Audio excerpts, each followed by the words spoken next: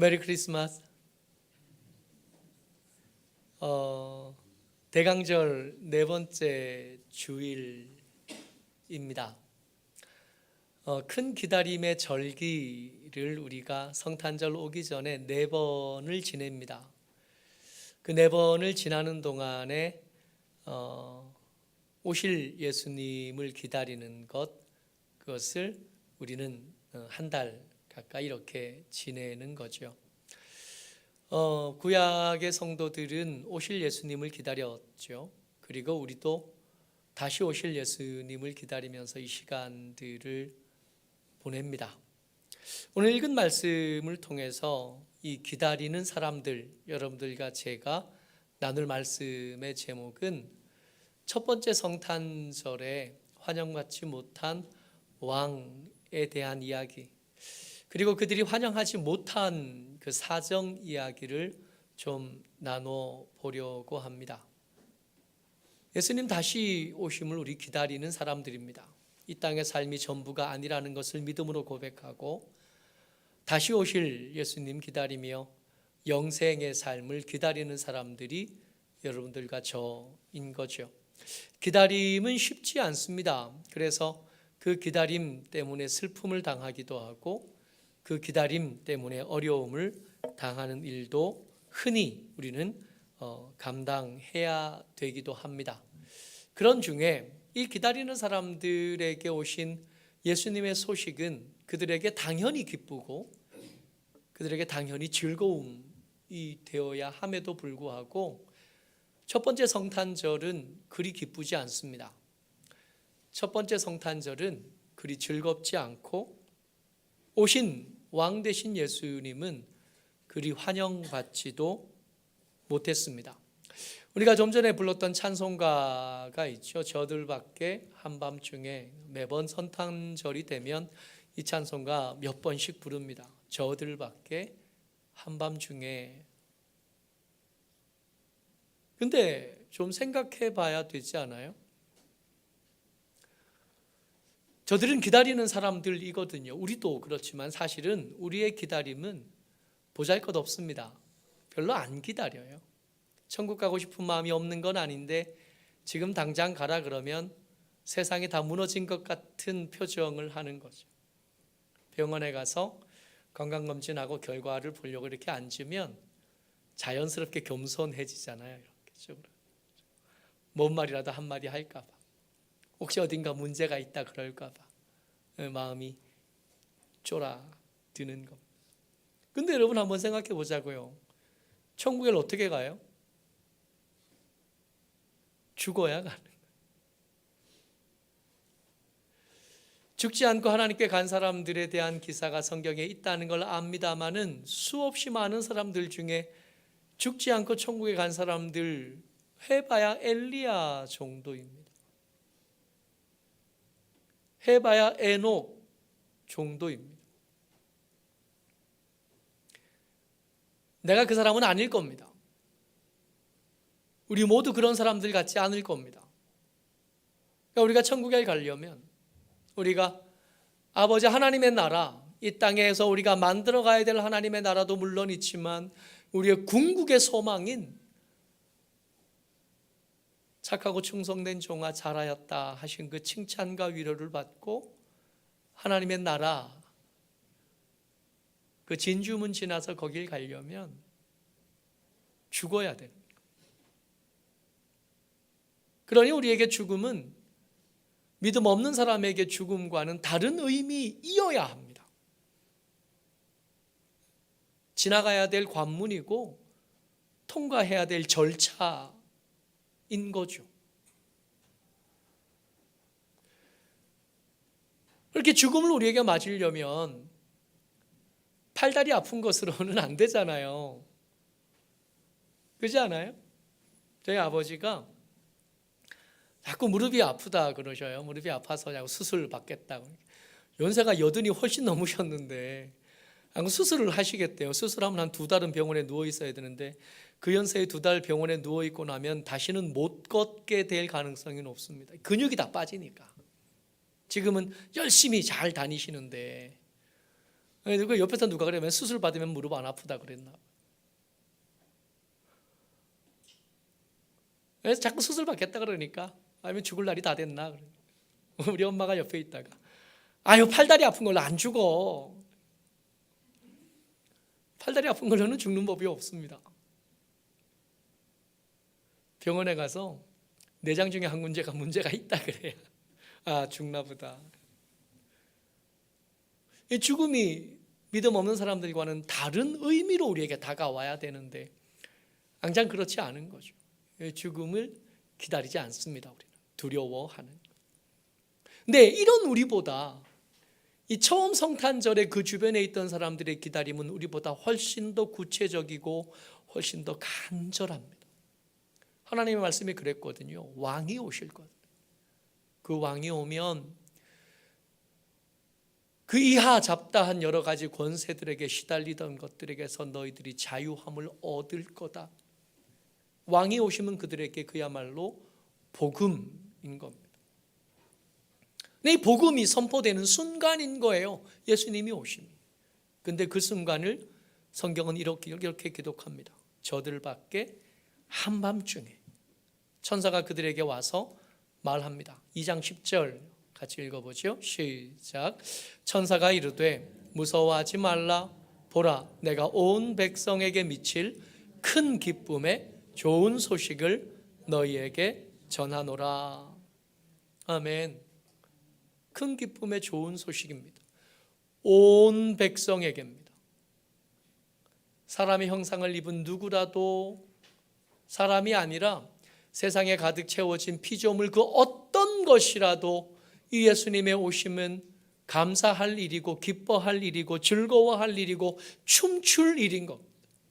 온 백성에게 미칠 큰 기쁨의 좋은 소식이에요. 근데 이 큰 기쁨의 좋은 소식을 언제 어디서 전한다고요? 저들 밖에 한밤중에. 왜 번화가가 아닙니까? 왜 대낮이 아닙니까? 왜 저들 밖에 한밤중에 제 양도 아니고 남의 양들을 치는 싹꾼들인가 말입니다. 저들 밖에 한밤중에 양 치는 사람들이 양을 많이 가진 주인일 가능성보다 온 동네의 양들을 위탁받아 키우는 가난한 사람들, 더 좋은 직업을 얻지 못한 사람들, 더 많은 것들을 가지지 못한 사람들, 왜 그들에게 가서 사람도 몇 없는데, 사람은 없고 양만 많은데 거기 가서 그렇게 온 백성에게 미칠 큰 기쁨의 좋은 소식인데 왜 거기 가서 그 천사들이 와서 그렇게 전하고 있는가 말입니다. 예수님의 오심을, 왕의 오심을 사람들이 기뻐하지 않습니다. 막상 성탄절이 이제 내일 모레 글피에 우리에게 닥쳤는데 이 성탄절에 오신 예수님을 향한 기쁨과 감사가 없는 우리하고 똑같습니다. 정신없이 바쁘잖아요. 지금 연말에. 우선 저부터가 그래요. 연말이 되니까 다음 주부터 당장 새로운 구역들 발표해야 되고 새로운 구역장님들 세워야 되는데 걱정이 이만큼인 거예요. 새롭게 해야 될 여러 가지 일들에 대한 염려, 걱정들이 가슴속에 무거운 짐처럼 이렇게 있는 겁니다. 연말, 연시가 되니까 괜히 마음이 분주하고 만나야 될 사람들 많고 오라는 데 많고 가라는 데 많고 그러다 보니 어느샌가 예수님이 오신 그 성탄절이 그렇게 흥겹지 않은 거예요. 여러분 어떠세요? 길거리 다니고 학교 다니고 회사 다니고 일하시면서 세상에 성탄의 빛이 가득한가요? 성탄절이다 하는 느낌이 얼마나 뭔가가 여러분들 주변에 좀 있습니까?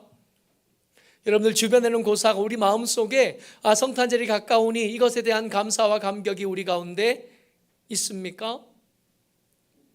이게 우리만 없는 게 아니라 그때 사람들, 그 기다리는 사람들, 구체적인 필요를 가지고 왕의 오심을 기다리는 이들에게 정작 왕의 오심은 그리 반가운 일이 아니었습니다.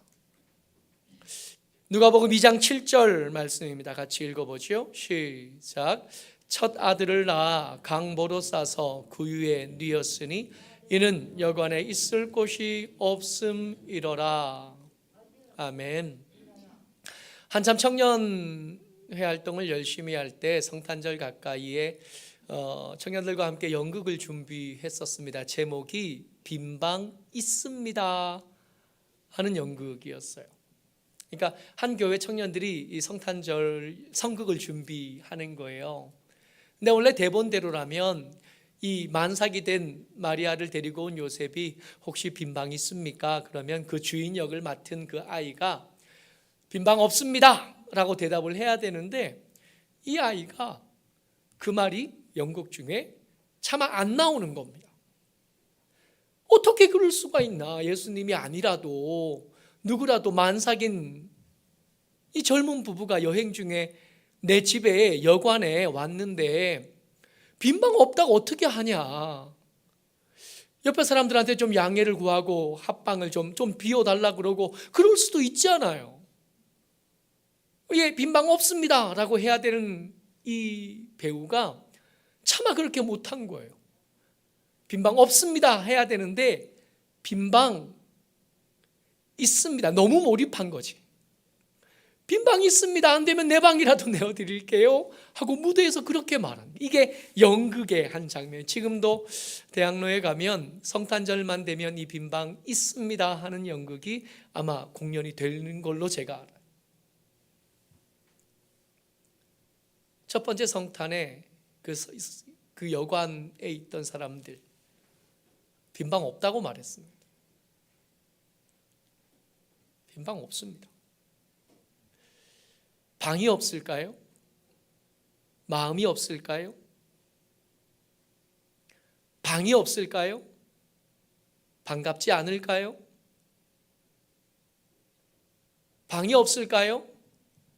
마음이 차가운 거, 마음이 딱딱하고 굳어진 거 아닙니까? 이러면 안 되는 거잖아요.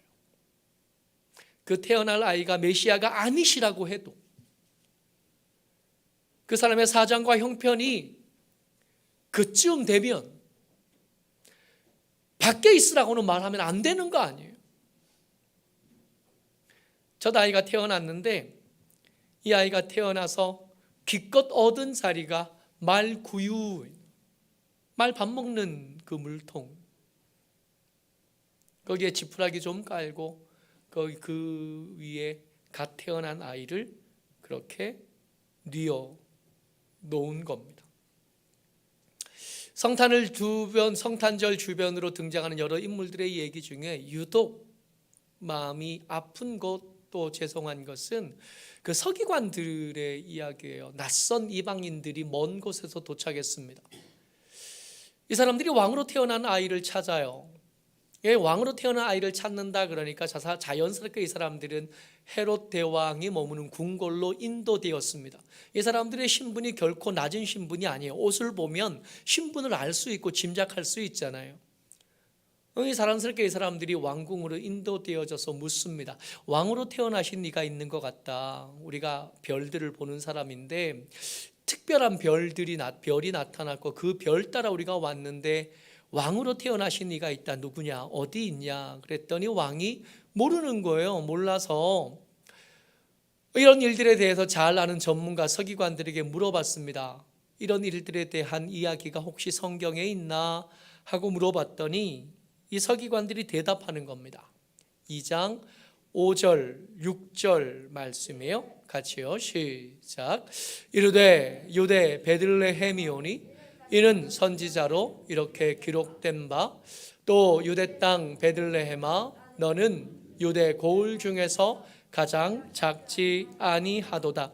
내게서 한 다스리는 자가 나와서 내 백성 이스라엘의 목자가 되리라 하였음이니이다.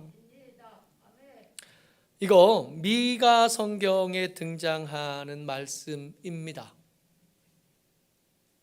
그러니까 그냥 알 수 있는 게 아니라고요. 6.25 전쟁 때 순교하신 손양원 목사님의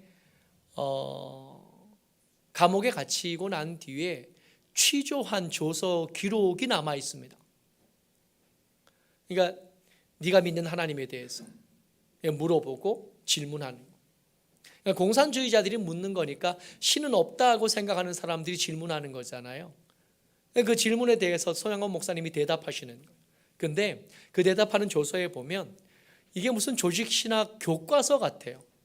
옆에 성경이 있었을 리가 없고 옆에 책이 있었을 리가 없는데 이 손양원 목사님이 대답하는 걸 누가 써놓은 거예요. 옆에서 이 조서를 마련해야 되니까 조직신학에 등장하는 성구들이 몽땅 다 등장해요. 통째로 외우신 겁니다. 그에 비하면 우리 같은 후배 목사들은 좀 함량이 모자라요. 오히려 일제시대 때 선교사, 일제시대 때 목사님들이 훨씬 더 열심히 공부하고 연구하셨던 것 같습니다. 서기관들은 이들보다 훨씬 더 대단한 사람들입니다. 성경을 통째로 외우는 사람들. 성경을 통째로 외우는 것을 어릴 때부터 연습하고 훈련한 다음에 되는 게 서기관들인 거예요. 이 사람들에게 물으면 성경이 그냥 이렇게 술술 나오는 겁니다. 왕이 태어난다면 그 태어나는 것은 어디여야 하느냐 그랬더니 서기관들이 툭 하고 튀어나옵니다. 미가서 말씀에 보면 유대 고을 베들레헴이라고 되어 있습니다. 작은 도시이지고 작은 동네이지만 결코 작다고 말할 수 없다고 기록되어 있습니다. 왜냐하면 그곳에서 한 왕이 태어날 건데, 한 목자가 태어날 건데, 그 목자가 태어난 것 때문에라도 이 베들레헴은 더 이상 작은 도시, 작은 마을로 불릴 수 없을 만큼 위대하고 사람들 가운데 기억되어야 될 동네가 될 겁니다. 이건 누가 말한다고요? 서기관이 말합니다. 알고 있었던 거예요. 그냥 막연히 별을 보고 찾아온 동방박사들보다 훨씬 더 정확한 정보를 가진 사람들이 이 서기관들입니다. 안 가보잖아요. 별이 빛났다 그러면 왕이 태어났다는 얘기라는 걸 알아들었을 거 아니에요. 그곳이 베들레헴이라고 특정까지 했잖아요. 그러면 기다리는 사람들, 이 사람들이면 가볼만 하지 않아요?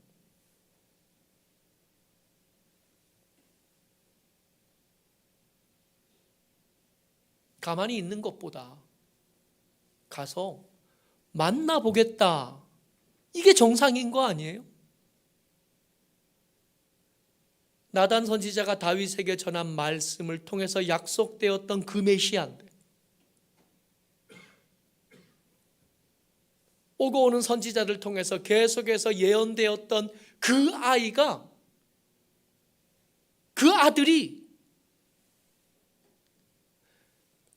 가인과 아벨이 그렇게 마음에 한을 품고 기다리던 그 아이가 이제 태어났고 그것이 어딘지 아는데 안 가봐요. 어떻게 안 가봐요? 안 가보는 겁니다. 여러분들과 제가 말씀을 알잖아요. 꽤 많이 알지 않아요? 여러분들과 제가 가진 성경을 향한 지식이 생각보다 굉장히 수준 높습니다. 굉장히 많이 암기하고 굉장히 애써 준비하고 연구된 말씀을 우리가 평소에 그렇게 나누거든요. 다른 건 몰라도 우리 교회가 말씀이 굉장히 넉넉하고 풍성한 것에 대한 자부심은 있습니다. 그러면 뭐예요? 안 가보는데. 이 서기관들처럼 알지만 가볼 생각은 없고 알지만 살아볼 생각은 없는 겁니다. 그 옆에 있던 왕이 이 동방박사들에게 이야기합니다.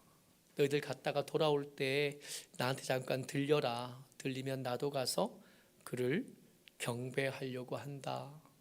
시간이 하루 지나고 또 하루가 지나는데 안 돌아오는 거예요. 베들레헴이라 그래봐야 예루살렘에서 4km밖에 안 떨어졌습니다. 십리거리. 그냥 가면 장 가듯이 그냥 갈 수 있는 거리입니다. 그런데 갔는데 이 사람들 안 돌아오는 거예요.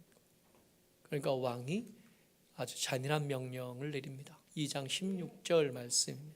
같이요, 시작. 이에 헤롯이 박사들에게 속은 줄 알고 심히 노하여 사람을 보내어 베들레헴과 그 모든 지경 안에 있는 산의 아이를 박사들에게 자세히 알아본 그 때를 기준하여 2살부터 그 아래로 다 죽이니. 이 동방 박사들이 있었던 곳이 페르시아였을 겁니다. 페르시아 어디인지는 알 수 없으나 아마 그 수도에서 왔다면 적어도 오는 데만도 한 5달은 걸리는 거예요. 근데 아이가 태어나고 징조가 나타나고 그 징조가 나타난 것을 연구하여 문헌을 조사하고 이런저런 과정을 거치면서 시간이 더 갔을 거 아니에요. 한 1년쯤 걸리지 않았을까? 좀 넉넉히 잡더라도 한 1년 6개월. 그러면 안전하게 하기 위해서 2살 밑으로는 다 죽어야 마땅한. 그러니까 헤롯에게 태어난 이 왕으로 태어난 아기는 경쟁자인 겁니다. 그러니까 내 아들에게 왕위를 물려줘야 되는데 내 아들들은 이미 나이가 많아요. 헤롯 대왕 이야기니까 이 헤롯 대왕은 좀 있으면 이 사건이 벌어지고 나서 한 2, 3년 지나고 나면 늙어 죽어요. 노인입니다. 노인. 그의 아들들, 나중에 분봉왕으로 불리게 될 여러 헤롯들의 나이는 이미 장년인 거예요. 적어도 내 아들 얘기는 아닌 거지. 근처에 근간에 태어난 내 손자도 없으니 그 손자들 얘기도 아닌 거죠. 그렇다면 예수님은 경쟁자인 겁니다. 예수님은 내 인생의 장애물이고 막힌 벽 같은 것. 벽이 막혔으면 헐어야죠. 그래서 2살 밑으로 아이들, 베들레헴 그 주변에서 태어난 아이들이 있다면 다 죽여라. 생각보다 많지는 않을 겁니다. 베들레헴이 그렇게 큰 마을이 아니에요. 그 마을에 출산율이 얼마나 될지는 알 수 없으나 이렇게 수천 명 그렇게 죽지는 않았을 겁니다. 중요한 건 이 헤롯 대왕이 그 태어난 왕을 경쟁자로 여겼고 없이 해야 될 대상으로 마음의 염두에 두었다는 게 중요합니다. 하나님의 말씀을 순종하지 않는 것에서 한 걸음 더 가서 내가 왜 하나님의 말씀을 따라야 되나? 나는 내가 믿는 다른 것 있고 내가 기대하는 다른 것 있고 하나님 인도하시는 그 길 말고 다른 길 내게 있으니까 그 길 가겠다 하는 사람들, 헤롯 대왕 그 뒤편에 줄 선 사람들일 겁니다. 환영하지 않는 거죠. 그 여관에 있었던 사람들도 그렇고 교회 안에서 말씀을 듣고 읽고 아는 사람들도 그렇고 교회 밖에서 예수님을 적대하고 하는 모든 사람들, 다 그 모든 사람들에게 성탄절은 기쁘지 않는 겁니다. 근데 여러분, 우리가 생각을 좀 해봐야 돼요. 태도를 정하기 전에 이게 환영할 거냐, 거절하는 사람들 편에 설 거냐, 이거 선택하기 전에 좀 생각해 봐야 될 것들이 있습니다. 여호와께서 소유하신 대안들이 있어요. 그 대안에 대한 이야기입니다. 여러분, 우리가 찬양 안 한다고 해서 예수님 안 오시는 게 아니에요. 우리가 예수님을 환영하지 않는다고 해서 하나님께서 역사를 이끌어 가시는 그 역사가 멈춘다거나 다른 길로 흘러간다거나 포기되어지는 법이 없다는 겁니다. 하나님은 우리의 의사와 우리의 태도와 상관없이 당신의 일들을 해 가실 겁니다. 필요하다면 그 일들에 쓰일 사람들을 얼마든지 세우실 수 있습니다. 대표적인 예가 이 목자들이에요. 저들밖에 한밤중에 천사들을 그리로 오게 만들었던 그 목자들이 기껏해야 10명이 안 됐을 겁니다. 기껏해야 5명도 안 됐을 겁니다. 많이 가지지 못하고 많이 배우지 못하고 변방에 내몰린 사람들이고 보잘것없는 사람들이지만 누구라도 아무도 없다 말하지 못하도록 한 사람 남기시고 한두 사람 남기셔서 당신의 일들을 이루어 가실 겁니다. 서기관들은 알고 있어도 가지 않았지만 이 목자들은 그 천군과 천사가 전해준 그 말씀을 듣고 반응합니다. 2장 15절 같이 읽어요. 시작. 천사들이 떠나 하늘로 올라가니 목자가 서로 말하되 이제 베들레헴으로 가서 주께서 우리에게 알리신 바 이 이루어진 일을 보자 하고, 그리고 길을 떠나는 거예요. 그럼 양들은요? 양은 어떻게 해요? 아무도 안 갑니다. 아니, 요즘 누가 기도하는 사람이 있습니까? 요즘 누가 성경을 읽습니까? 요즘 그 고리타분한 거 누가 그 말씀대로 살겠습니까? 아니요. 그런 사람들이 있습니다. 심지어 양을 들판에 두고 가는 한이 있어도 천사가 한 말이 과연 그런가 해서 정말 구유에 누워있는 아이가 있는지 보러 가는 사람들이 있다고요. 그럼에도 불구하고 기도하는 일을 계속하고, 그럼에도 불구하고 말씀대로 살아보려고 몸부림치고, 그럼에도 불구하고 바알에게 무릎 꿇지 않은 사람들이 남아 있습니다. 심지어 하나님께서는 그 사람들의 숫자가 7,000명이다 말씀하기도 하셨습니다. 여러분 한번 생각해 보자고요. 야, 없다고 하지 말아라. 바알에게 무릎 꿇지 않고 여전히 믿음을 지키는 사람들이 7,000명이나 됐다 할 때, 그때 하나님 표정이 어땠을까요? 그 뿌듯함, 그 자랑스러움,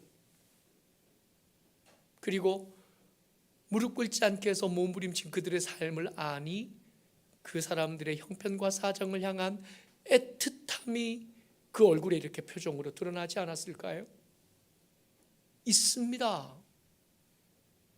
세상이 말하는 기준이 아니라 하나님께서 말씀하시는 좁은 길을 기꺼이 가겠다고 걸음을 떼는 사람들이 있습니다.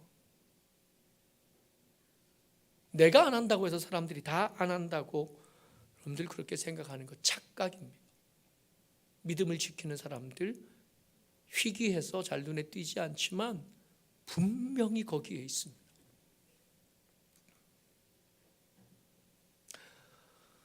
동방박사들이 있습니다. 2장 2절 마태복음입니다. 2장 2절 말씀 같이요. 시작.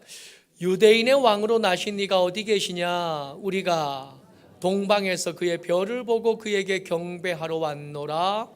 아니, 여러분, 페르시아에서 출발했어요. 이 사람 별 보는 사람들입니다. 그러니까 하나님에 대한 인지가 없는 사람들입니다. 하나님의 역사와 하나님의 구속사에 대한 전문적인 지식이 있는 사람들이 아닙니다. 이 사람들은 직업이 별 보는 거예요. 국가의 운명을 점쳐야 되고 전쟁의 승패를 점쳐야 되는 거예요. 별을 하나님께 쳐다보고 있는 거예요. 근데 이상한 별 하나가 떴어요. 근데 그 별이 움직입니다. 여러분, 지금 우리가 무슨 얘기하냐면 하늘에 뜬 별 이야기를 합니다. 근데 이 사람들이 걸어가야 되는 길의 거리가 5달쯤 걷는 거리예요. 멀지만 아무리 멀다 그래봐야 별의 움직임을 보고 따라올 수 있을 만한 길인가요? 어떻게 생각하세요? 우리가 고대에 항해를 하는 사람들이 별 보고 방향을 잡았다는 얘기는 들어봤습니다. 그렇지 않아요? 그때 별은 움직이는가요? 안 움직이는가요? 별이 움직이면 방향을 못 잡잖아요. 그 별이 어떤 바다에 가든 항상 그 방향에 있어야 그 별의 위치를 보면서 내 위치를 가늠하고 짐작해서 어떤 방향으로 갈지를 결정하는 거 아니겠어요? 근데 동방박사는 그게 아니라고요. 별을 봤는데 그 별이 움직였어요. 어느 방향으로? 예루살렘으로. 근데 예루살렘으로라면 이게 정확하게 나와요? 그게 안 나온 거예요. 그게 안 나오니까 대충 가늠해서 간 겁니다. 마치 아브라함처럼 갈 바를 알 수 없어요. 짐작만 하고 가는 겁니다. 그러다 보니 왕궁까지 간 거예요. 이 사람들은 우상을 섬기는 사람들이고 애초에 하나님의 백성이라고 여김을 받기가 어려운 사람들입니다. 그런데 왔어요. 하나님이 동원하기로 작정하시면 먼저 된 사람들 거기서 다들 헛짓하고 있을 때 나중된 사람들이 믿음으로 반듯하게 선 것을 보고 부끄러워해야 될 일들이 태산 같을 겁니다. 우리가 안 하니까 없을 거라고요? 난데없이 이상한 사람 하나가 나타나서 제대로 예배하는 모습을 보면서 우리 부끄러워질 겁니다. 난데없이 이상한 사람 하나가 나타나서 하나님 앞에 울며 불며 통곡하며 기도하는 모습 때문에 우리가 부끄러워지게 되는 날 반드시 올 겁니다. 정신 차리지 않으면 우리에게 주어진 자리 빼앗길 거고 밖에 내쫓겨서 이를 갈며 울어야 될 날이 옵니다.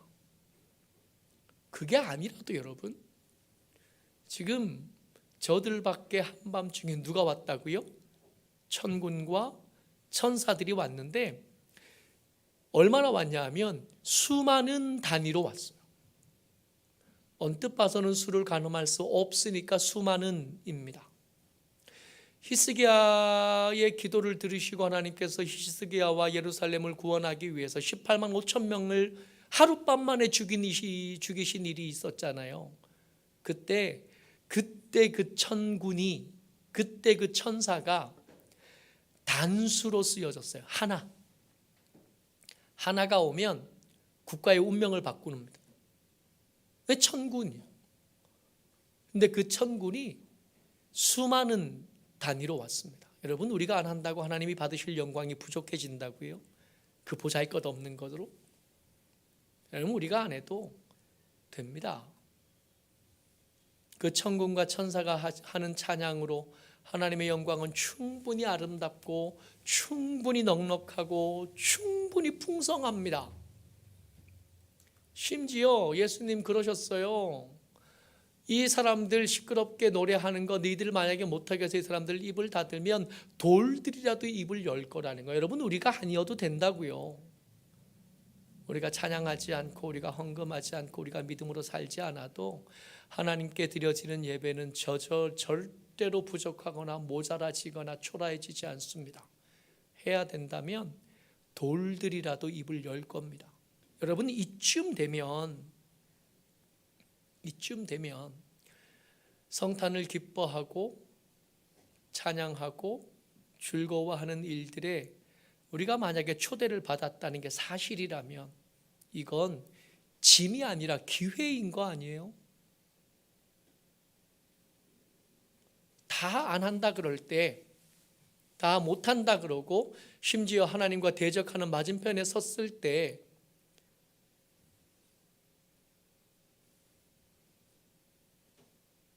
금빛 찬란한 티켓 하나가 우리에게 도착한 거 아니에요? 찬양할 수 있는 기회, 그 예수님의 오심, 그 왕의 오심을 기뻐할 수 있는 자리에 초대받은 거 아니에요? 이거 기회지, 짐이 아니라, 부담스러운 거 아니라. 여러분, 이 목자들이 아기 예수님을, 구유에 누워 계신 아기 예수님을 확인했습니다. 천사들이 한 말이 진짜였습니다. 그리고 돌아갈 때의 모습을 누가복음 2장 20절은 이렇게 기록합니다. 같이요, 시작. 목자들은 자기들에게 이르던 바와 같이 듣고 본 그 모든 것으로 인하여 하나님께 영광을 돌리고 찬송하며 돌아가니라. 여러분, 우리가 해야 될 일이 뭐냐고요? 우리가 성탄절에 해야 될 일이 뭐라고요?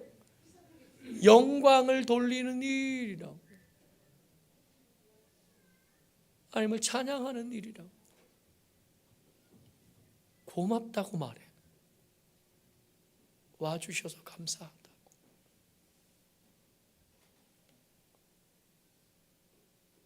와주셔서 고맙다고.